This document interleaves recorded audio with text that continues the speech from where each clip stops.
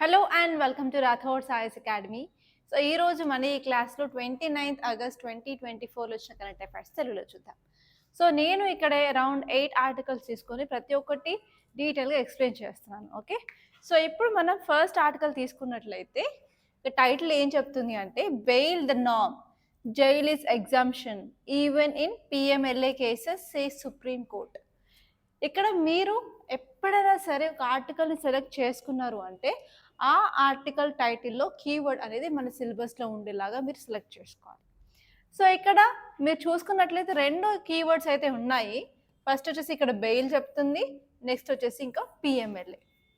So ఇక్కడ మనం keywords అయితే సెలెక్ట్ చేసుకున్నాం కదా.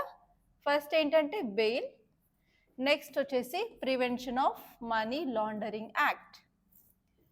సో ఇక్కడ బెయిల్ గురించి మనం ఎక్కడ చదువుకుంటాము అంటే జిఎస్ పేపర్ 2లో మనకి పాలిటీ ఉంటుంది కదా, సో అక్కడ చదువుకుంటాము. అండ్ ఈవెన్ ఇది మన కరెంట్ అఫైర్స్లో కూడా ఒక పార్ట్గా, అండ్ కరెంట్ అఫైర్స్ నుంచి మీకు ప్రిలిమ్స్లో క్వశ్చన్స్ వస్తాయి కదా, సో అక్కడ కూడా మీకు క్వశ్చన్ అడిగే ఛాన్సెస్ చాలా ఎక్కువగా ఉంటాయి. అండ్ ఇక్కడ మనకి prevention of money laundering act, దీన్ని మనం జిఎస్ పేపర్ 2 గవర్నెన్స్లో చదువుకుంటాము. అలాగే జిఎస్ పేపర్ 3లో ఎకానమీలో చదువుకుంటాం మనీ లాండరింగ్ చాప్టర్లో. అలాగే జిఎస్ పేపర్ 4లో ఎథిక్స్ అండ్ ఇంటిగ్రిటీలో కూడా మనం ప్రాఫిట్ అండ్ గవర్నెన్స్ చాప్టర్లో కూడా మనం ఈ prevention of money laundering act గురించి చదువుకుంటాం. సో ఇక్కడ సిలబస్ అయితే క్లారిటీగా మనకు అర్థమైంది కదా ఎక్కడ చదువుకుంటాం ఏంటి అని. సో ఇప్పుడు ఏంటి అంటే మీరు చూడాల్సిన డైమెన్షన్స్ ఏంటి అంటే అసలు బెయిల్ అంటే ఏమిటి ఫస్ట్, అండ్ ఈ బెయిల్లో మనకి ఎన్ని రకాల బెయిల్స్ ఉంటాయి అంటే టైప్స్. ఇక్కడ మనం 3 టైప్స్ అయితే చూసుకుంటాము. సో మీరు న్యూస్ పేపర్ చదువుకుంటున్నప్పుడు ఏంటి అంటే ఈ బెయిల్ అనేది కామన్గా పేపర్లో వస్తూ ఉంటుంది. సో ఇక్కడ మనకి టైప్స్ ఏంటి అంటే ఫస్ట్ వచ్చేసి రెగ్యులర్ బెయిల్, నెక్స్ట్ వచ్చేసి యాంటిసిపేటరీ బెయిల్, నెక్స్ట్ వచ్చేసి ఇంటరిమ్ బెయిల్. ఈ రెండు పదాలు యాంటిసిపేటరీ అని అలాగే ఇంటరిమ్ అనేది మీకు చాలాసార్లు న్యూస్ పేపర్లో వస్తూ ఉంటాయి. కాబట్టి వాటి మీద కరెక్ట్గా మీరు డిఫరెన్సెస్ అదేంటి కరెక్ట్గా తెలుసుకోవాలి. అండ్ అదే కాకుండా ఏ అఫెన్సెస్లో బెయిల్ ఇస్తారు, కొన్ని అఫెన్సెస్లో బెయిల్ ఇస్తారు, వాటిని బెయిలబుల్ అఫెన్సెస్ అంటారు. కొన్నిట్లో బెయిల్ ఇవ్వరు, అది నాన్ బెయిలబుల్ అఫెన్స్ అంటారు. సో వాటికి తగ్గ ఎగ్జాంపుల్స్ కూడా మీరు తెలుసుకోవాలన్నమాట. ఏ నేరాలలో మనకి బెయిల్ ఇస్తారు, ఎక్కడ బెయిల్ ఇవ్వరు అని ఒక క్లారిటీ అనేది తెచ్చుకోవాలి. అండ్ టైప్స్ చూసుకోవాలి. సో ఇది సరిపోతుంది అనమాట బెయిల్కి సంబంధించి. అండ్ ఇప్పుడు మనకి ఇక్కడ prevention of money laundering act ఉంది కదా. సో ఇక్కడ మనీ లాండరింగ్ అంటే ఏంటి అని తెలుసుకోవాలి. మనీ లాండరింగ్ అంటే ఏంటి, సింపుల్గా మనం బ్లాక్ మనీని వైట్ మనీగా కన్వర్ట్ చేస్తాము, దాన్నే మనం మనీ లాండరింగ్ అంటాము. ఇక్కడ చాలా మెథడ్స్ ఉంటాయి, లైక్ హవాలా ట్రాన్సాక్షన్స్ అయినా అవ్వనివ్వండి, లేకపోతే షెల్ కంపెనీస్ అయినా అవ్వనివ్వండి. సో నో ట్యాక్స్ కంట్రీస్లో అంటే ట్యాక్స్ హెవెన్ కంట్రీస్లో ఇన్వెస్ట్ చేసి కూడా మనం మనీ లాండరింగ్ అనేది చేస్తాం అనమాట. సో ఇక్కడ మీరు మనీ లాండరింగ్ అంటే ఏంటి, అందులో చేసే వివిధ రకాలు ఏంటి, what are the different types are different ways అని అంటాము. అదే కాకుండా మనీ లాండరింగ్ వల్ల ఇంపాక్ట్ ఏముంటుంది అండ్ దీన్ని తగ్గించడానికి గల ఇంపార్టెంట్ మెజర్స్ ఏమేమి ఉన్నాయి, ఈ మెషర్స్లో ఏంటంటే లాస్ ఏమున్నాయి, లేకపోతే యాక్ట్స్ ఏమున్నాయి, పాలసీస్ ఏమున్నాయి, స్కీమ్స్ ఏమున్నాయి, లేకపోతే మనం టెక్నాలజీని ఎలా యూజ్ చేసుకుంటున్నాము దీన్ని తగ్గించడానికి. సో ఇవన్నీ తెలుసుకుంటే సరిపోతుంది. ఈ డైమెన్షన్స్ అన్నీ మీకు తెలియాలన్నమాట ఈ ఆర్టికల్ గురించి. సో ఇప్పుడు ఈ ఆర్టికల్లోకి క్లియర్గా మనం వెళ్ళినట్లయితే సుప్రీం కోర్ట్ అనేది ఏం చెప్పింది అంటే ఇప్పుడు ఏదైనా ఎవరైనా అరెస్ట్ చేయాల్సి వచ్చింది, లేకపోతే ఎనీ నేరాన్ని కానీ ఎనీ క్రైమ్ని కానీ చేసినప్పుడు ఏంటంటే ఫస్ట్ మనం బెయిల్ అనేది ఇవ్వాలి. బెయిల్ అనేది స్టాండర్డ్ అప్రోచ్. సో డైరెక్ట్గా అరెస్ట్ చేసేసి జైల్లో పెట్టకుండా మనం బెయిల్ అనేది సాధ్యమైనంత వరకు అంటే బెయిలబుల్ అఫెన్సెస్లో ఇవ్వడానికి ట్రై చేయాలని చెప్పి సుప్రీంకోర్టే క్లియర్గా చెప్పింది. అండ్ రీసెంట్గా ఆగస్టు జూలైలో కూడా న్యూస్లో ఉంది. అప్పుడేం చెప్పింది అంటే ఈవెన్ అన్లాఫుల్ యాక్టివిటీస్ ప్రివెన్షన్ యాక్ట్లో కూడా ఇలా క్రైమ్ జరిగినప్పుడు ఆ యాక్ట్ ప్రకారం కూడా వాళ్ళకి బెయిల్ అనేది ఇవ్వాలి, జైలు కాదు అన్నట్టు చెప్పింది. సేమ్ ఇక్కడ ప్రివెన్షన్ ఆఫ్ మనీ లాండరింగ్ యాక్ట్లో కూడా అదే తరహాలో జడ్జ్మెంట్ అయితే ఇవ్వడం జరిగింది. సో ఇప్పుడు మీరు ఆ కేసు గురించి చూసుకున్నట్లయితే ఎంతమంది చెప్పానే unlawful activities prevention act of 1967లో కూడా ఇలా క్రైమ్ జరిగినప్పుడు బెయిల్ అనేది ఇవ్వచ్చు అని సుప్రీం కోర్టే ఒక 2 జడ్జ్ బెంచ్ లో కూడా చెప్పడం జరిగింది. అండ్ నెక్స్ట్ వచ్చేసి ఏంటి అంటే ఇక్కడ కోర్ట్ అనేది బెయిల్ అనేది ఇవ్వకుండా వాళ్ళని డినై చేస్తే ఏంటి అంటే ఆర్టికల్ 21 ని వయోలేట్ చేసినట్లు ఉంటుంది అని చెప్పింది. ఆర్టికల్ 21 ఏంటంటే right to life and personal liberty, వాళ్ళ యొక్క లిబర్టీకి భంగం కలుగుతుంది. అందుకని ఏంటంటే మనం right to equality and right to life and personal లిబర్టీని తీసుకోవాలి. దానివల్ల ఏంటంటే మనం పర్సనల్ లిబర్టీని అసలు వాళ్ళ నుంచి దూరం చేయకుండా only procedure established by law మాత్రమే దీన్ని తీసుకెళ్ళగలదు అని చెప్పడం జరిగింది. సో ఇప్పుడు మీరు ఇక్కడ బెయిల్కి సంబంధించిన కొన్ని లీగల్ ప్రొవిజన్స్ చూసినట్లయితే ఈవెన్ మన కొత్త చట్టాలు, సో ఐబీసీ, సిఆర్పిసి అండ్ ఐఈఏని రీప్లేస్ చేశాయి కదా. సో అలా కొత్త చట్టాల్లో కూడా ఈవెన్ సెక్షన్ 47లో బెయిల్ అనేది ఇవ్వాలి బెయిలబుల్ అఫెన్సెస్లో అని చెప్పడం జరిగింది. సో ఇక్కడ మీకు ఈ సెక్షన్ 479 గురించి క్వశ్చన్ వచ్చే ఛాన్సెస్ ఉన్నాయి మీ ప్రిలిమ్స్లో. మీరు గ్రూప్స్కి ప్రిపేర్ అయినా లేకపోతే వేరే ఏ ఎగ్జామ్కి అయినా సరే సెక్షన్స్ కూడా చాలా ఇంపార్టెంట్. అండ్ నెక్స్ట్ వచ్చేసి ఏంటి అంటే ఈవెన్ కొన్ని స్పెషల్ లాస్ అయితే మనకు ఉండడం జరిగింది. లైక్ పోక్సో అంటే prevention of children from sexual offence act, దీన్ని మనం 2012వ సంవత్సరం తీసుకొచ్చాము. అదే కాకుండా protection of women from domestic violence act. So ఇందులో కూడా కొన్ని ప్రొవిజన్స్లో మనం బెయిల్ అనేది గ్రాంట్ చేయొచ్చు. సో బెయిలబుల్ అఫెన్స్లో కంపల్సరీ బెయిల్ అనేది ఇవ్వడానికి ట్రై చేయాలని చెప్పైతే సుప్రీంకోర్టు క్లియర్గా ఆదేశాలు అయితే జారీ చేసింది. సో ఇప్పుడు మీరు కొన్ని ఇంకా ఇలా డినే చేస్తున్నారు బెయిల్ అన్నప్పుడు ఎలాంటి కన్సర్న్స్ ఉంటాయి మనకి అంటే, so large number of prisoners in jails, మన జైల్లో ఉన్న ఖైదీలు చాలా మట్టుకు ఎవరు అంటే అండర్ ట్రయల్స్ అంటే వాళ్ళు క్రైమ్ చేశారని మాత్రం ప్రూవ్ అవ్వలేదు, గిల్టీగా ఫీల్ అవ్వకుండా ఉన్న వాళ్ళని అండర్ ట్రయల్స్ అంటాము. సో నార్మల్గా మన ఇండియన్ జైల్స్లో 75% కంటే పైన ఉన్న వాళ్ళందరూ అండర్ ట్రయల్సే ఉన్నారు. అండర్ ట్రయల్స్ ఉండడం వల్ల ఏంటి అంటే జైల్లో ఉన్న లిమిట్ కంటే కూడా ఎక్సెస్ అనేది ఉంది. అంటే మోర్ దాన్ 130% ఆక్యుపెన్సీ అనేది ఆల్రెడీ మన ఇండియన్ జైల్స్లో జరిగింది అని చెప్పడం జరిగింది. దాని వల్ల ఓవర్ క్రౌడింగ్ ఆఫ్ జైల్స్ అని కూడా అనొచ్చు.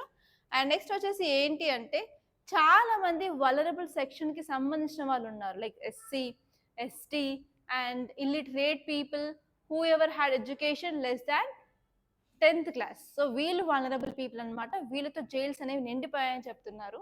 అండ్ అలాగే మనం బెయిల్ అనేది ఇవ్వలేదు, డినే చేస్తున్నాము అంటే ఈవెన్ హ్యూమన్ రైట్స్ కూడా వయోలేట్ చేస్తున్నాము అన్నట్టు మనకు క్లియర్గా తెలుస్తుంది. ఓకే, సో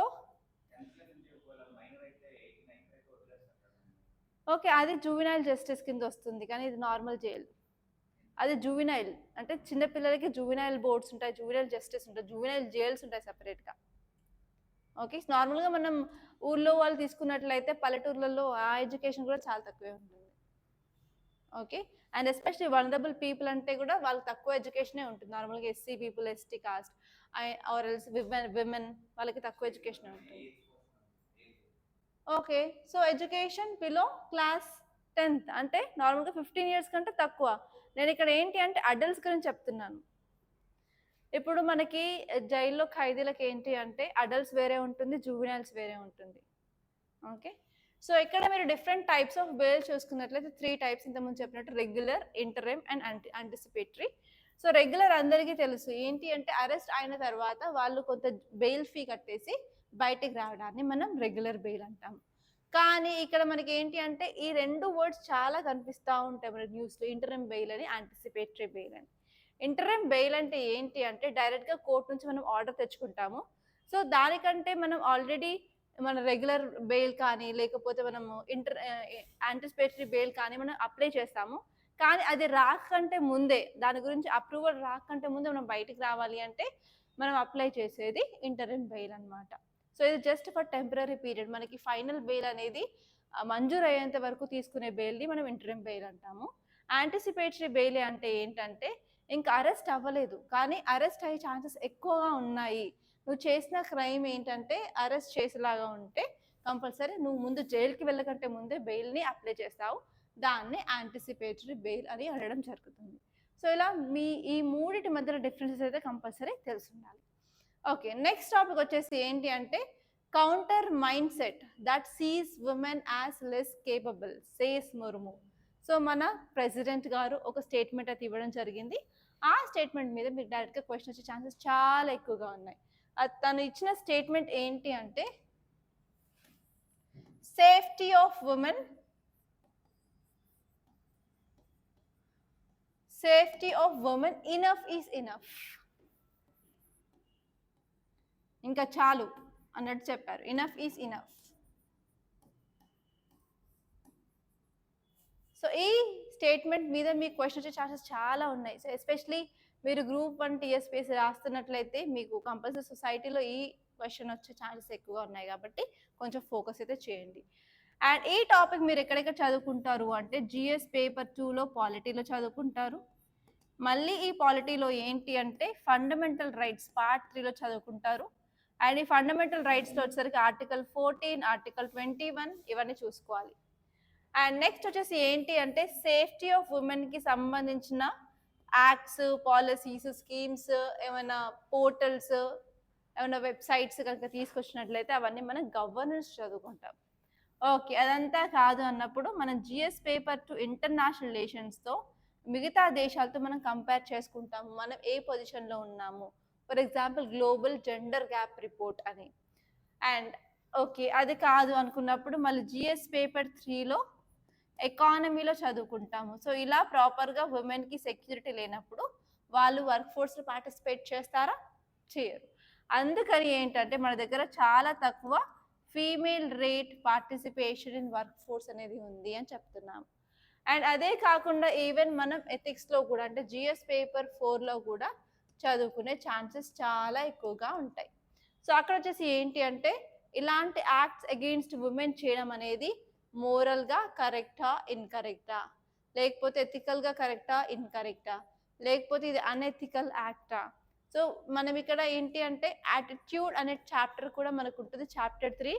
అది ఏంటి అంటే ఇలాంటి మైండ్ సెట్. సో ఇక్కడ మీరు టైటిలే చెప్తుంది ఏంటి అంటే మైండ్ సెట్ గురించి డీల్ చేయాలి. ఎప్పుడైనా సరే మనం మైండ్ సెట్ మార్చాలి అంటే మనం ఫోకస్ చేయాల్సింది ఏంటి అంటే యాటిట్యూడ్ అనేది మార్చాల్సిన అవసరం ఉంది.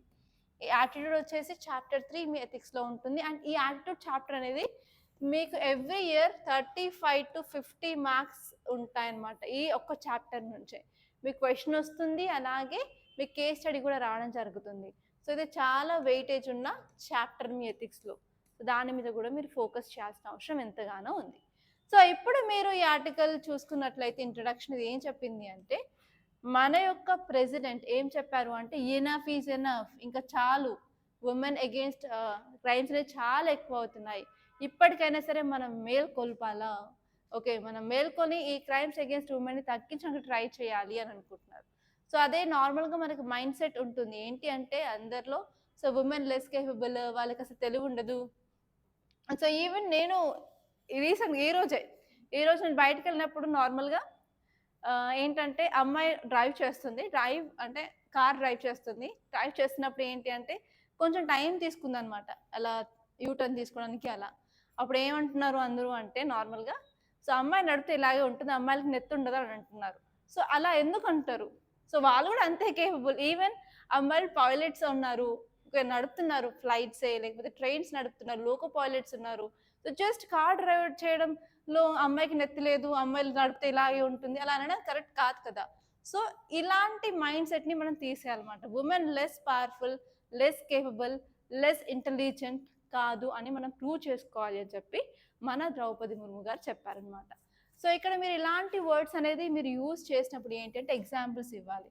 సో ఉమెన్ కూడా అంతే powerful. For example lady prime minister ఎవరు, ఇందిరాగాంధీ, ఎలా షేక్ ఆడించింది మన ఇండియాని. అండ్ లెస్ పవర్ఫుల్ అంటే ఫర్ ఎగ్జాంపుల్ ఝాన్సీ లక్ష్మీబాయి ఉంది. సో ఆ టైంలో అసలు రివోల్ట్ ఆఫ్ 1857లో తన యొక్క కాంట్రిబ్యూషన్ ఎంత ఉంది. సో అలాంటి ఎగ్జాంపుల్స్. అండ్ లెస్ కేపబుల్, ఎందుకు లెస్ కేపబుల్? ఈవెన్ మనకి ఇప్పుడు స్పేస్లో ఎవరున్నారు ఇంటర్నేషనల్ స్పేస్ స్టేషన్లో, సునీత విలియమ్స్, తను అంతే కేపబుల్ అని చెప్పచ్చు. అలాగే లెస్ ఇంటెలిజెంట్, ఎందుకు లెస్ ఇంటెలిజెన్స్? ఉమెన్ సైంటిస్టులు ఎంతమంది ఉన్నారు, వాళ్ళు ఎందుకు less intelligence? For example madam Curie. So అలాంటి ఎగ్జాంపుల్స్ కొంచెం సక్సెస్ఫుల్ ఉమెన్ ఆల్రెడీ మీకు ఒక లిస్ట్ అనేది ఉండాలన్నమాట, ఎవరు ఏ ఏరియాలో సక్సెస్ఫుల్ అయ్యారు. సో వాళ్ళని మనం యూజ్ చేసుకొని డైరెక్ట్గా రాసుకుంటాము మెయిన్స్లో. ఫర్ ఎగ్జాంపుల్ మీరు పాకిస్తాన్లో activist, okay, Yusuf Malala. So అలాంటి వాళ్ళని అందరికీ తెలిసిన వాళ్ళని మీరు యూజ్ చేసుకుంటే చాలా బాగుంటుంది అనమాట. సో ఇక్కడ మీరు డీటెయిల్స్ చూసుకున్నట్లయితే మన ప్రెసిడెంట్ ఏం చెప్తున్నారు అంటే మన మైండ్ సెట్ని మార్చగలగాల, ఓకే, మన సొసైటల్ వ్యూస్ని మార్చగలగాల. సో ఎప్పుడైనా సరే మన యొక్క సొసైటీని ఉమెన్ సేఫ్ సొసైటీగా మార్చినప్పుడు చాలా బాగుంటుంది, ఉమెన్ కాంట్రిబ్యూషన్ పెరుగుతుంది అన్నట్టు చెప్పడం జరిగింది. అదే కాకుండా మన దగ్గర ఇలా ఉమెన్కి అగెయిన్స్ట్గా ఎందుకు క్రైమ్స్ జరుగుతున్నాయి అంటే బికాస్ ఆఫ్ కల్చర్. ఈ డీప్ రూటెడ్ కల్చర్లో కూడా మనం కల్చర్ని ట్రాన్స్ఫార్మ్ చేయాలి. అంటే ఎలా? సో మనకి వివేకానంద ఒక కోట్ ఇచ్చారు, Swami Vivekananda, education is the most powerful weapon in the world that you can use to change అని. సో ఏదైనా చేంజ్, మార్పు తీసుకురావాలంటే ఎడ్యుకేషన్ యూజ్ చేసుకోవచ్చు. సో అలాగే ఇలా స్టీరియోటైప్స్ని, క్రైమ్స్ అగేన్స్ట్ ఉమెన్ తగ్గించాలి అంటే ఎడ్యుకేషన్ని యూజ్ చేసుకొని మనం దాన్ని చెయ్యొచ్చు అన్నట్టు చెప్పడం జరిగింది. అండ్ అదే కాకుండా ఏంటంటే చాలా మంది పీపుల్ ఇప్పుడు రాస్తారోకోలు, ధర్నాలు, ప్రొటెస్ట్లు చేస్తూ ఉన్నారు. సో ఏంటి అంటే మనం ఏదైనా చిన్న చేంజ్ అయినా సరే మన సొసైటీలో తీసుకురావాలి అంటే కమ్యూనిటీ పార్టిసిపేషన్ చాలా ఉండాలి. సో మనం కమ్యూనిటీని మనం ఇన్ఫ్లుయెన్స్ చేస్తూ ఉండాలి, ఎప్పటికప్పుడు అవేర్నెస్ చేస్తూ ఉండాలి. సో అలాంటప్పుడే మనం ఇలాంటి ప్రాబ్లమ్స్కి ఎండ్ అనేది తీసుకురావచ్చు అని చెప్పారు. అండ్ నెక్స్ట్ వచ్చేసి ఏంటంటే మనం సేఫ్టీ మీద ఫోకస్ చేయాలి. సేఫ్టీ మీద ఫోకస్ చేయాలంటే మనం మన దగ్గర ఉన్న లాసే కాకుండా కొత్త లాస్ని తీసుకురావాలి. కొత్త లాస్ తీసుకురావడమే కాకుండా ఆల్రెడీ ఉన్న వాటిని ప్రాపర్గా ఇంప్లిమెంట్ చేయగలగాల. సో అలాగే మనం ఏంటి అంటే ఉమెన్కి ఒక ప్రోగ్రెస్ అనేది తీసుకురావాలి. ఏ సొసైటీలో ప్రోగ్రెస్ తీసుకురావాలి అంటే ఫండమెంటల్ థింగ్ ఏంటి అంటే ఉమెన్ అసలు ఆ సొసైటీలో భయం లేకుండా బతకగలగాలి. సో ఆ సొసైటీని క్రియేట్ చేసినప్పుడే మన కంప్లీట్ అండ్ ఫుల్ఫిల్ ఇండిపెండెన్స్ అని నేను చెప్తాను. ఇది నా పాయింట్ ఆఫ్ వ్యూ. సో నాకు తెలియదు మీరు ఏమనుకుంటున్నారు. అండ్ నెక్స్ట్ వచ్చేసి ఏంటి అంటే ఈవెన్ జనరేషన్, ప్రతి ఒక్క జనరేషన్కి కూడా ఇలా వాళ్ళ రైట్స్ ఏంటిది, వాళ్ళ ఇతరుల రైట్స్ ఎలా భంగం చేయకూడదు, హ్యూమన్ రైట్స్ ఏంటి, ఫండమెంటల్ రైట్స్ అంటే ఏంటి, ఉమెన్ ఎంపవర్మెంట్ ఏంటి, ఎన్వైర్న్మెంట్ ఫర్ ప్రాపర్ ఎంపవర్మెంట్ ఎలా తీసుకొస్తాము, వాటి మీద కంపల్సరీ అవగాహన ఉండాలి. అంటే చిన్నప్పటి నుంచి మన ఎడ్యుకేషన్లో ఇవన్నీ ఇంక్లూడ్ చేయగలగాల. సో అప్పుడే మనం జెండర్ సెన్సిటివ్ సొసైటీని మనం క్రియేట్ చేసిన వాళ్ళం అవుతాం. సో ఇలా చూసుకుంటే సరిపోతుంది. అండ్ నెక్స్ట్ వచ్చేసి ఏంటి అంటే వార్ అండ్ పీస్. సో ఈ ఆర్టికల్ ఏం చెప్తుంది అంటే మనకి రష్యా ఉక్రెయిన్ ఇష్యూ గురించి చెప్తుంది అనమాట. ఈ ఆర్టికల్ వచ్చేసి రష్యా ఉక్రెయిన్ ఇష్యూ గురించి చెప్తుంది. అదే కాకుండా నెక్స్ట్ ఏంటి అంటే ఇండియా రీసెంట్గా యూరోప్కి విజిట్కి వెళ్ళింది, యూరోప్లో పోలాండ్ని విజిట్ చేసింది. అలాగే ఏంటంటే 5 to 6 hours ఈవెన్ ఉక్రెయిన్కి కూడా వెళ్ళడం జరిగింది. సో ఇప్పుడు మీరు ఇక్కడ చూసుకున్నట్లయితే 2 కంట్రీస్ ఉన్నాయి, ఒక సైడ్ రష్యా ఉంది, ఒక సైడ్ ఉక్రెయిన్ ఉంది. ఈ రెండిట్లో ఏది ఇంపార్టెంట్ ఇండియాకి అన్నట్లయితే మనకు అందరికీ తెలుసు రష్యా చాలా ఇంపార్టెంట్ అని. ఎందుకు అంటే మన యొక్క డిఫెన్స్ ఎక్విప్మెంట్స్ అక్కడి నుంచి వస్తాయి, అలాగే మన యొక్క ఎనర్జీ అనేది, సెక్యూరిటీ అనేది రష్యా మీద డిపెండ్ అయ్యింది. అయినప్పటికీ ఇండియా ఎందుకు ఉక్రెయిన్కి వెళ్ళాల్సి వచ్చింది, ఇండియా ఎందుకు పీస్ ప్రాసెస్ని ఇనిషియేట్ చేయాలనుకుంటుంది అన్నట్టు మీరు కంపల్సరీ ఈ కోణంలో ఆలోచించాలి. సో ఇక్కడ నేను మిగతా ఈ న్యూస్ ఛానల్స్ చూసేసి అనాలిసిస్ చేసిన తర్వాత నాకు 3-4 పాయింట్స్ అనేవి మైండ్లోకి వచ్చాయి, కంపల్సరీ షేర్ చేయాలనుకున్నాను. ఫస్ట్ వచ్చేసి ఏంటి అంటే మన S-400 ట్రయంఫ్ మిసైల్స్ అనేవి ఇండియా రష్యా నుంచి కొనుక్కుంటుంది. మనం 5 ఆర్డర్ చేసాము. ఈ 5లో ఏంటి అంటే 3 ఆల్రెడీ డెలివర్ చేయడం జరిగింది, ఇంకా 2 ఏమో 2024లో రావాలి. కానీ ఇప్పుడు యుద్ధం వల్ల ఏంటి అంటే ఇది కాస్త 2026కి డిలే అవుతుంది అనమాట. ఓకే, 2026కి డిలే అవుతుంది. అండ్ నెక్స్ట్ ఇంపార్టెంట్ పాయింట్ వచ్చేసి ఏంటి అంటే మనందరికీ తెలుసు ఇండియా రష్యా దగ్గర నుంచి డిస్కౌంట్ ప్రైస్కి మనం క్రూడ్ ఆయిల్ కొనుక్కుంటున్నాము. అప్పుడు ఏంటి అంటే 2 years బ్యాక్ ఈ వార్ అనేది స్టార్ట్ అయిన తర్వాత ఉక్రెయిన్ ప్రెసిడెంట్ జెలెన్స్కీ ఒక స్టేట్మెంట్ చేశారు. ఏంటి అంటే బాగానే ఉంది, ఇండియానేమో క్రూడ్ ఆయిల్ డిస్కౌంట్ ప్రైస్ కొనుక్కుంటుంది, అది క్రూడ్ ఆయిల్ కాదు, అది బ్లడ్ ఆఫ్ యుక్రెయినియన్స్ అని అన్నారు. సో ఏంటంటే మనం డైరెక్ట్గా ఇండియా అనేది యుక్రెయిన్కి వెళ్ళి ఇలా పీస్ ప్రాసెస్ని ఇనిషియేట్ చేయడం వల్ల ఏంటి అంటే మనకు క్లారిటీ అనేది వస్తుంది, వాళ్ళకున్న అపోహాన్ని తొలిచివేయడం జరిగింది. అంటే ఇండియా ఏం చెప్పింది అంటే డిస్కౌంట్ ప్రైస్కి వాళ్ళు ఇస్తున్నారు కాబట్టి మేము కొనుక్కుంటున్నాము, సో మీరు ఇస్తారా చెప్పండి, సో ఈవెన్ ఉక్రెయిన్ కూడా అదే డిస్కౌంట్ ప్రైస్కి ఇచ్చినట్లయితే మేము మీ దగ్గర కొనుక్కోవడానికి రెడీగా ఉన్నాము, అలా ఒక మిస్కన్సంప్షన్ని క్లియర్ చేయడం జరిగింది. అండ్ మనకి ఇండిపెండెన్స్ వచ్చిన తర్వాత మన ఏ ప్రైమ్ మినిస్టర్ కూడా అసలు ఉక్రెయిన్కి విజిట్ చేయలేదు. So Modi is the first prime minister to visit Ukraine అనమాట.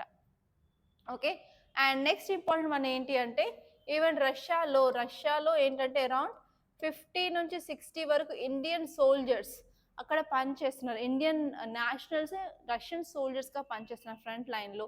సో రీసెంట్గా మనం అనుకున్నాం ఏంటి అంటే పుతిన్ చెప్పారు వాళ్ళని ఇండియాకి తిరిగి పంపిస్తాను అని. బట్ చాలా రోజులైంది కానీ ఇంకా ఎలాంటి స్టెప్స్ అనేది తీసుకోలేదు. సో ఈ 4 పాయింట్స్ మీద మీరు ఫోకస్ చేసినట్లయితే మీరు మంచిగా రాయొచ్చు అనమాట. సో ఇప్పుడు ఈ ఆర్టికల్లో ఏమి ఇచ్చారో క్లియర్గా చూద్దాం. ఈ ఆర్టికల్లో ఏమి ఇచ్చారు అంటే India is not well placed to broker cease fire between Russia and Ukraine. ఎందుకు అంటే మనం ఇండియా అనేది ఎక్కువ రష్యా వైపు టిల్ట్ అవ్వడం వల్ల ఇలాంటి పీస్ ప్రాసెస్ తీసుకొచ్చినా కూడా మనం న్యూట్రల్గా ఉండలేము. అందుకని ఇది మనకి కరెక్ట్ కాదు అని అయితే చెప్పడం జరిగింది. సో మీరు చూసుకున్నట్లయితే India has potential historical ties with Moscow. రష్యాతో చాలా మంచి సంబంధాలు ఉన్నాయి కాబట్టి ఇలా మనం ఒక పీస్ ఎఫర్ట్స్ అనేది తీసుకురావడం అనేది కరెక్ట్ కాదు. అది ఒక సైడ్ అనేది వంగిపోతుంది, ఒక సైడ్ టిల్ట్ అవుతుందని చెప్పడం జరిగింది. సో మీరు ఇక్కడ చూసినట్లయితే ఇంపార్టెంట్ పాయింట్స్ ఫస్ట్ వచ్చేసి ఇలా హోప్ఫుల్ ఒక ఎంగేజ్మెంట్ అనేది మనం తీసుకొస్తున్నాం అనుకోవచ్చు. సో పీస్ఫుల్ అగ్రిమెంట్ అనేది మన ఇండియా యొక్క ప్రయారిటీ అన్నట్టు మనం చెప్పుకోవచ్చు. అదే కాకుండా మన హిస్టారికల్గా కూడా మనం ఈ రష్యాతో చాలా అలైన్ ఉన్నాం కాబట్టి మీ క్రెడిబిలిటీ ఏంటి అనే క్వశ్చన్ అనేది ఇండియా వరకు రావచ్చు. సో దానికి కొంచెం జాగ్రత్తగా ఉండాలి ఇండియా. అండ్ అదే కాకుండా మనం న్యూట్రల్గా ఉండాలి, అటు మాట్లాడద్దు ఇటు మాట్లాడద్దు అంటే మన ఎనర్జీ సెక్యూరిటీ మీద కాంప్రమైజ్ అవ్వాల్సి వస్తుంది, మన డిఫెన్స్ టెక్నాలజీ మీద కాంప్రమైజ్ అవ్వాల్సి వస్తుంది. సో అలా కాకుండా ఉండాలి అంటే మనం న్యూట్రల్గా అసలు ఎలాంటి తీసుకోకుండా ఉండాలి. ఓకే, సో ఇవన్నీ ఇంపార్టెంట్ పాయింట్స్. న్యూట్రల్ ఉంటాము కానీ ఏంటంటే మనకి తెలుసు మనం న్యూట్రల్గా ఉన్నాము అని. కానీ ఇక్కడ ఏమవుతుంది, ఉక్రెయిన్ ఇంకో సైడ్ ఉంది. సో మిగతా కంట్రీస్ యూరోపియన్ కంట్రీస్ ఉన్నాయి. ఆ యూరోపియన్ కంట్రీస్ దేనికి చేస్తాయి హెల్ప్ అంటే ఉక్రెయిన్కి చేస్తాయి. సో ఈ రష్యాకి ఎవరు హెల్ప్ చేస్తారు అంటే చైనా, పాకిస్తాన్ హెల్ప్ చేస్తుంది. చైనా అండ్ రష్యా ఫ్రెండ్స్గా వెళ్తున్నారు. అదే కదా మన ఇండియాకి నచ్చట్లేదు. సో యాక్చువల్లీ ప్రాబ్లం ఏంటి అంటే సో ఇండియా ఒకవేళ న్యూట్రల్గా ఉన్నా కూడా న్యూట్రల్గా ఇన్సైడ్ ఉంటుంది కానీ అవుట్ సైడ్ కనిపించే వాళ్ళందరికీ ఏంటి ఇండియా రష్యా ఫ్రెండ్స్ కాబట్టి ఎంత న్యూట్రల్గా ఉన్నా కూడా మనం అటు సైడ్ అలైన్ అయ్యాము అని చెప్పి బయట రిఫ్లెక్ట్ అవుతుంది. అర్థమైందా? ఫర్ ఎగ్జాంపుల్ నువ్వు నేను ఫ్రెండ్స్, నీకు ఇంకొకరితో గొడవ ఉంది క్లాస్ రూమ్లో. సో నేను వచ్చి డీల్ మాట్లాడతాను అంటే అప్పుడు ఏమంటారు, రోహిత్ నీ ఫ్రెండ్ కాబట్టి నేను రోహిత్ సైడే నేను ఏది మాట్లాడినా కూడా నీకు ఫేవర్గా కనిపిస్తుంది బయట వాళ్ళకి. సో అదనమాట. అలా ఉండడం వల్ల మనం ఎంత ప్రీస్ ప్రాసెస్ చేయాలనుకున్నా కూడా అది న్యూట్రల్గా ఉండకపోవచ్చు. మీ క్రెడిబిలిటీ ఏంటి అనే క్వశ్చన్ నన్ను అడగచ్చు. ఓకే, సో అదనమాట. అండ్ నెక్స్ట్ క్రెడిబిలిటీ అంటే ఉంటావని నమ్మకం ఏంటి, నువ్వు న్యూట్రల్గా ఉంటావని నమ్మకం ఏంటి, నువ్వు ఫ్రెండ్స్ అని మాట్లాడచ్చు అలా. సో నెక్స్ట్ ఆర్టికల్ వచ్చేసి sharpening India's anti tuberculosis fight. Tuberculosis అంటే ఏం లేదండి, దాన్ని టీబీ వ్యాధి అంటారు. సో అది ఎందుకు వస్తుంది అంటే బ్యాక్టీరియా సోకడం వల్ల మనకు టీబీ అయితే వస్తుంది. ఆ బ్యాక్టీరియా ఏంటి అంటే మైకోబాక్టీరియం ట్యూబర్కులోసిస్. సో ఇండియాకి ఒక అంబిషన్ ఉందండి, ఏంటంటే టీబీని ఇండియాలో ఎలిమినేట్ చేయాలి అని. ఆ టార్గెట్ వచ్చేసి 2022వ సంవత్సరంలో చేయాలనుకున్నారు. బట్ ఇప్పుడు మనం 2024లో ఉన్నాము. అయినప్పటికీ ఇది ఏమాత్రం ఇంచు కూడా జరగలేదు. ఎందుకు అంటే బికాస్ ఆఫ్ COVID-19 టైంలో అందరూ టెలిమెడిసిన్ అవి ఇవి చేయడం వల్ల సో గవర్నమెంట్ ఫోకస్ మొత్తం టీబీ నుంచి కోవిడ్కి మారడం వల్ల ఇది చేయలేకపోయారు అనమాట. సో ఇక్కడ మీరు ఏం చదువుకోవాలి అంటే అసలు టీబీ ఎందుకు వస్తుంది, టీబీ వచ్చిన తర్వాత సైన్స్ సిమ్టమ్స్ ఏమేమి ఉంటాయి, దానికి సంబంధించిన ట్రీట్మెంట్ ప్లాన్ ఏంటి అండ్ మెజర్స్ ఏం తీసుకోవాలో చూసుకోవాలి. సో నార్మల్గా మనం మెడిసిన్స్ తీసుకుంటే అది 1 to 2 years వరకు కంపల్సరీ మనం యాంటీబయాటిక్స్ వాడాల్సిన అవసరం ఉంది. కాకపోతే రీసెంట్గా మనం కొత్త మెడిసిన్ అయితే కనుక్కోవడం జరిగింది, అదేంటంటే బీపాల్. సో ఈ బీపాల్ వచ్చి ఏంటంటే జస్ట్ 6 monthsలో మనం కోర్స్ అనేది కంప్లీట్ చేయొచ్చు అండ్ టీబీ నుంచి క్యూర్ అవ్వచ్చు అనమాట. సో ఇప్పుడు మీరు ఈ ఆర్టికల్ చూసుకున్నట్లయితే మనకి కొత్త గేమ్ చేంజింగ్ ట్రీట్మెంట్ అనేది ఉంది, అది ఏంటంటే బీపాల్. సో దానివల్ల ఏంటి అంటే టీబీ ఎరాడికేషన్ ప్రోగ్రామ్ని మళ్ళీ మనం రీకాస్ట్ చేయాల్సిన అవసరం ఉంది, రీడిజైన్ చేయాల్సిన అవసరం ఉంది అని అయితే చెప్పడం జరిగింది. సో ఇక్కడ మీరు కీ పాయింట్ చూసుకున్నట్లయితే అసలు చాలా చాలా ఇంపార్టెంట్ పని మనం చేయాల్సింది ఏదైనా ఉందా అంటే టీబీకి సరిపడే డయాగ్నోస్టిక్ మెథడ్స్ అనేవి షార్ట్ టర్మ్లో అండ్ మోర్ ఎఫెక్ట్గా ఉన్నాయి, తీసుకురావాల్సిన అవసరం ఎంతగానో ఉంది అంటున్నారు. సో మనకు ప్రాపర్గా డయాగ్నోసిస్ ఉంటే వెంటనే మన డిసీజ్ని ఐడెంటిఫై చేస్తాము, ఛాలెంజెస్ని కనుక్కుంటాము, అలాగే దానికంటూ ఒక ట్రీట్మెంట్ ప్లాన్ అనేది తీసుకురావడం జరుగుతుంది. సో ఇప్పుడు మీరు చూసుకున్నట్లయితే టీబీ అనేది ఓన్లీ ఇండియా ప్రాబ్లమే కాదు, వేరే కంట్రీస్లో కూడా ఇలా టీబీ కేసెస్ అనేది పెరిగాయి. అండ్ ఈవెన్ ఒక ఇంపార్టెంట్ ప్రాబ్లం ఏంటంటే, ఫర్ ఎగ్జాంపుల్ నాకు టీబీ వచ్చినా కూడా సమ్ టైమ్స్ నా ఇమ్యూన్ సిస్టమ్ స్ట్రాంగ్గా ఉన్నట్లయితే ఆ డిసీజ్ అనేది బయటపడదు, నాకు ఎలాంటి దగ్గు అది ఇది ఏమీ ఉండదు, నార్మల్గా ఉంటాను. కానీ నేను ఇతరులతో మాట్లాడుతున్నప్పుడు, కాంటాక్ట్ అవుతున్నప్పుడు నా దగ్గర నుంచి బ్యాక్టీరియా మీకు సోకే అవకాశం కూడా ఉంటుంది. సో ఇదన్నమాట చాలా చాలా పెద్ద problem, inactive TB in India. And next వచ్చేసి ఏంటంటే, మనం ట్రీట్మెంట్లో కూడా అడ్వాన్స్మెంట్స్ టెక్నాలజీ తీసుకొచ్చాం కదా. సో వాటిని మనం యూజ్ చేయడం వల్ల ఏంటి అంటే టైం అనేది తగ్గుతుంది, అలాగే ఎకనామిక్ బర్డెన్ తగ్గుతుంది, అలాగే అవుట్కమ్ అనేది చాలా మంచిగా ఉంటుంది అని చెప్పడం జరిగింది. సో అదే ఎకనామిక్ ఇంప్లిమెంటేషన్స్. నెక్స్ట్ వచ్చేసి ఎర్లీ డిటెక్షన్. సో అదే కాకుండా మనం ఎస్పెషల్లీ టార్గెటెడ్ పీపుల్ని మనం చూస్ చేసుకోవాలి. ఎవరు టార్గెట్ అంటే చిన్నపిల్లలు, పెద్దవాళ్ళు, అలాగే రెస్పిరేటరీ డిజార్డర్స్ ఉన్నవాళ్ళు, ఓకే, అండ్ ఎస్పెషల్లీ హై ఆల్టిట్యూడ్స్లో పనిచేసే వాళ్ళు. సో వాళ్ళు చాలా వల్నరబుల్ అనమాట. సో ఈ యొక్క వల్నరబుల్ వాళ్ళని మనం ఐడెంటిఫై చేసి ప్రాపర్గా క్యాంపెయిన్స్ను, డయాగ్నోస్టిక్ టెస్ట్లు అవన్నీ చేయడం వల్ల ఎర్లీగా మనం తెలుసుకోవచ్చు. అలాగే ట్రాన్స్మిషన్ రేట్స్ కూడా తగ్గించడానికి చాలా యూస్ఫుల్గా ఉంటుంది. అదే కాకుండా మన దగ్గర ఏవైతే స్క్రీనింగ్ స్ట్రాటజీస్ ఉన్నాయో ఆ స్క్రీనింగ్ కోసం యూజ్ చేసిన టెస్ట్ కిట్లు వెంటనే పనిచేయాలి, తక్కువ టైంలో మనకు రిజల్ట్ వచ్చేలాగా, అండ్ రిజల్ట్ని 100% ఎఫెక్టివ్గా ఉండాలనుకునేలాగా ఉంటే సరిపోతుంది. సో అదే కాకుండా ఏంటి అంటే టీబీలో మనం లాంగ్ టర్మ్ ఎలిమినేషన్ టెక్నిక్స్ మనం యూజ్ చేయాలి ట్రీట్మెంట్ డయాగ్నోసిస్ మీద. అలాగే ఏంటంటే టీబీ ఎక్కడెక్కడ ఏ ఏరియాస్లో వస్తుంది, ఆ ఏరియాస్లో తీసుకోవాల్సిన మెజర్స్ ఏంటి, long term measures, short term measures మీద కూడా మనం ఫోకస్ చేసినట్లయితే చాలా బాగుంటుంది అనేది చెప్పడం జరిగింది. అండ్ నెక్స్ట్ ఆర్టికల్ వచ్చేసి ఏంటి అంటే establishing a carbon market. So మనందరికీ తెలుసు మనం ఇండస్ట్రియల్ ప్రొడక్షన్ మీద ఫోకస్ చేస్తున్నాము అని. సో మనం ఎప్పుడైనా సరే ఇండస్ట్రీస్ అంటే సెకండరీ సెక్టార్ మీద ఫోకస్ చేస్తున్నాము అంటే ఏ ఇండస్ట్రీ అయినా సరే, ఫ్యాక్టరీ అయినా సరే పొగ అనేది విడుస్తుంది, వాటిని మనం కార్బన్ ఎమిషన్స్ అని అంటాము. సో కార్బన్ ఎమిషన్స్ ఎక్కువ ఉన్న కంపెనీస్ ఏమైనా ఉన్నాయా అంటే ఎస్ ఉన్నాయి. అవి ఏంటి అంటే iron and steel industries, next వచ్చేసి coal power or thermal power plants అని అంటాం. యా అవ్వలేదు, బట్ స్లో గ్రోత్ ఉంది compare to other developed countries like Japan, China.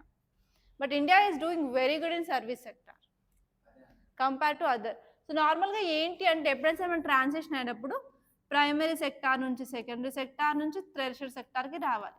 కానీ ఇండియా ఏం చేస్తుందంటే దీన్ని ఇగ్నోర్ చేసేసి డైరెక్ట్గా 1 to 3 జంప్ అనేది అయిందనమాట, మూవ్ కాదు జంప్ అయింది. సో అవడం వల్ల మనం చాలా బాగా సర్వీస్ సెక్టార్లో కాంట్రిబ్యూట్ చేస్తున్నాము, కానీ ఇక్కడ గ్రోత్ చూసుకుంటే చాలా తక్కువగా ఉంటుంది సెకండరీ. సో ఇప్పుడు మీరు a developed countries like Japan, China చూసుకున్నట్లయితే వాళ్ళు ఈ సెక్టార్లో రాణిస్తారు, ఈ సెక్టార్ కాదు ఈ సెక్టార్. ఓకే, ఇంపాక్ట్ బాగుంటుంది. సో ఎకానమీ బాగుంటుంది, అలాగే నెగిటివ్స్ ఉంటాయి, పాజిటివ్స్ ఉంటాయి. ఓకే, సో ఇప్పుడు మీరు ఇండస్ట్రీస్ చూసుకున్నట్లయితే కార్బన్ ఎమిషన్స్ కంపల్సరీ ఉంటాయన్నమాట. సో కార్బన్ ఎమిషన్స్ తగ్గించడానికి మనం కార్బన్ ట్రేడింగ్ సిస్టమ్స్ అనేవి తీసుకొచ్చాము. సో ఇక్కడ 2 విధాలుగా ఇవి కార్బన్ ట్రేడ్స్ అనేవి మనం చేసుకోవచ్చు. ఫర్ ఎగ్జాంపుల్ ఇప్పుడు ఒక కంపెనీ ఉంది, ఆ కంపెనీకి ఒక లిమిట్ ఉంటుంది. సో నువ్వు 100 కార్బన్ డైఆక్సైడ్ ఎమిషన్సే చేయాలి అని. సో ఫర్ ఎగ్జాంపుల్ ఆ కంపెనీ ఓన్లీ 80 మాత్రమే చేసింది అంటే ఇంకా 20 ఉంటాయి కదా, ఆ 20 ఏంటి అంటే ఎక్కువ రిలీజ్ చేసే కంపెనీస్కి అమ్ముకోవచ్చు డైరెక్ట్గా. ఓకే, ఇది ఫస్ట్ వన్. సెకండ్ వన్ ఏంటి అంటే దాన్ని నెక్స్ట్ మంత్కి క్యారీ చేసేసి నెక్స్ట్ టైం 120 అనేది టార్గెట్గా ఉంటుంది. ఇలా 2 మెథడ్స్ ఉంటాయన్నమాట.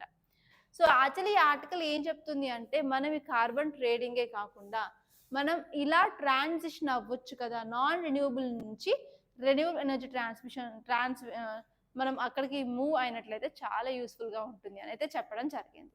అంతకుమించి ఇంకా ఏం లేదు ఈ ఆర్టికల్లో.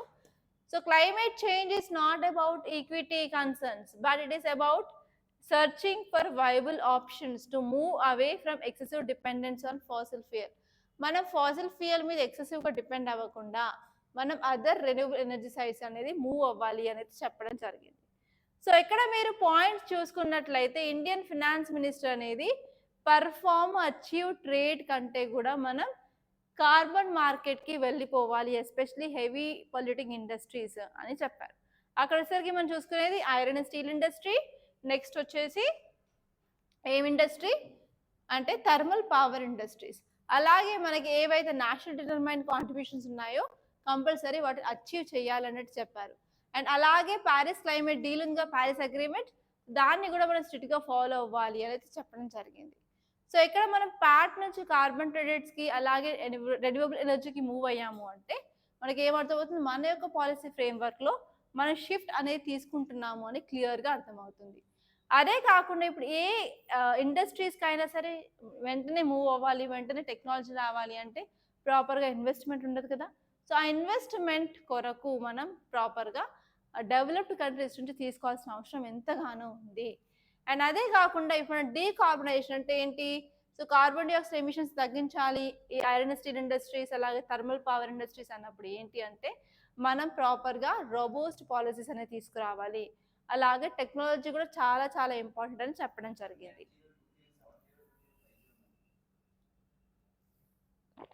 2070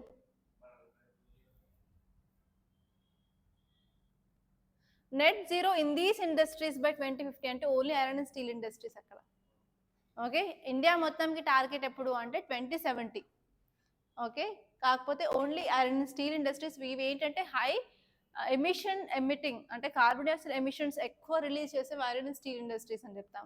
సో వీటికి నెట్ జీరో అనేది ఈ 2050 అనేది తీసుకొచ్చినట్లయితే ఇంకా మిగతా చిన్న చితుకులు వాటికి అరౌండ్ 20 years మనకు పడుతుంది అన్నట్టు చెప్పడం జరిగింది. అండ్ అలాగే ఇప్పుడు చూసుకున్నట్లయితే ఇంటర్నేషనల్ కమిట్మెంట్స్ ఏమైతే ఉన్నాయో వాటిని మనం ప్రాపర్గా ఫాలో అవ్వాలి. Climate agreements, climate related conventions కానివ్వండి, ప్యారిస్ క్లైమేట్ డీల్, ఎన్డీసీస్ అవన్నీ. సో ఇదండి చెప్పడం జరిగింది. సో మనకి ఏంటంటే ఒక లాంగ్ టర్మ్ విజన్ అనేది ఉండడం వల్ల ప్రాపర్ ఎకనామిక్ గ్రోత్ ఉంటుంది, అలాగే ఎన్వైరన్మెంట్ సస్టైనబిలిటీ కూడా ఉంటుంది, అలాగే క్లైమేట్ రెసిలియన్స్ టెక్నాలజీస్ని కూడా మనం తీసుకురావచ్చు అని చెప్పడం జరిగింది. సో ఇక్కడ మీరు ఇంకా వేరే ఆర్టికల్స్ చూస్తున్నట్లయితే India is getting complacent in its fight against polio. So రీసెంట్గా ఏంటి మనకు ఒక పోలియో కేసు అనేది రికార్డ్ అయ్యింది. ఎక్కడ అంటే మణిపూర్లో. ఆ మణిపూర్ కేసు ఏంటి అంటే vaccine derived polio disease, VDPD అని అంటున్నాం. ఎందుకు అంటే వ్యాక్సిన్స్ ఇవ్వడం వల్ల ఆ పోలియో అనేది రావడం జరిగింది. ఒక 2 years బేబీ ఇమ్యూన్ సిస్టమ్ బాగా లేదు.